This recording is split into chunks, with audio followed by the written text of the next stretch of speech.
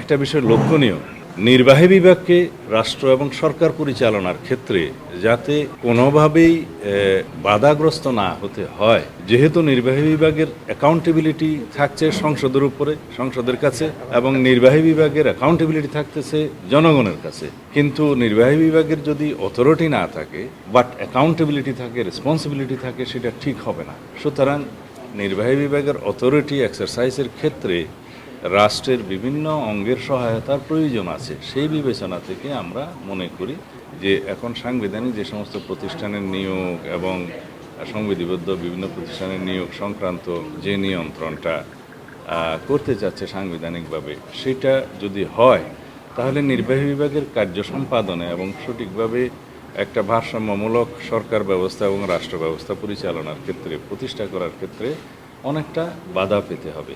কিন্তু জনগণের প্রত্যাশা অনেক।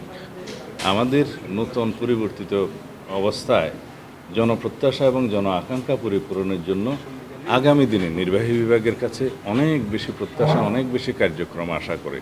সেই লক্ষ্যকেই আমরা সামনে রেখে মনে করি যে নির্বাহী বিভাগকে অতিরিক্ত দুর্বল করার মধ্য দিয়ে রাষ্ট্রের সেই আকাঙ্ক্ষা, জনগণের সেই আকাঙ্ক্ষা পরিপূর্ণ হবে না।